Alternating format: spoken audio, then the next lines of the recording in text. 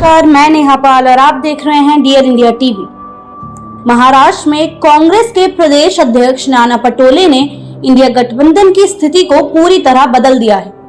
पिछले लोकसभा चुनाव में कांग्रेस को राज्य की सबसे बड़ी पार्टी बनाने के बाद उन्होंने इंडिया गठबंधन में भी शरद पवार और उद्धव ठाकरे की जोड़ी को मात दी है।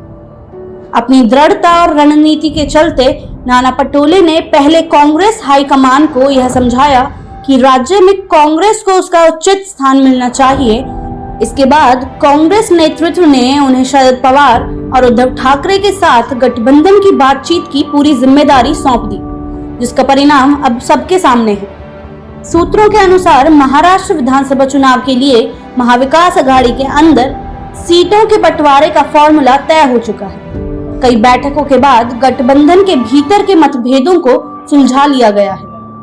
बुधवार को तीनों पार्टियां एक संयुक्त प्रेस कॉन्फ्रेंस करेंगी और सीट बंटवारे की घोषणा करेंगी।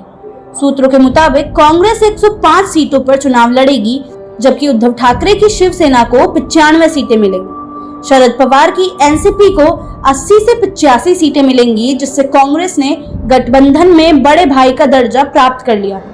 विदर्भ में सीटों को लेकर महाविकास अघाड़ी में विवाद हुआ था और नाना पटोले और संजय रावत के बीच तनाव बढ़ गया था।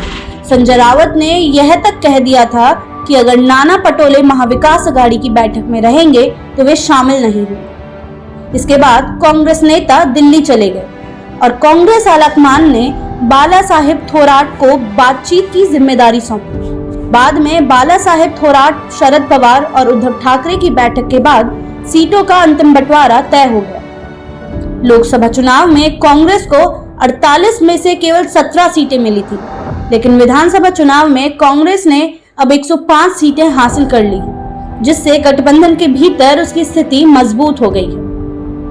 आज के लिए बस इतना ही। जुड़े रहिए हमारे साथ, देखते रहिए डियर इंडिया टीवी। धन्यवाद।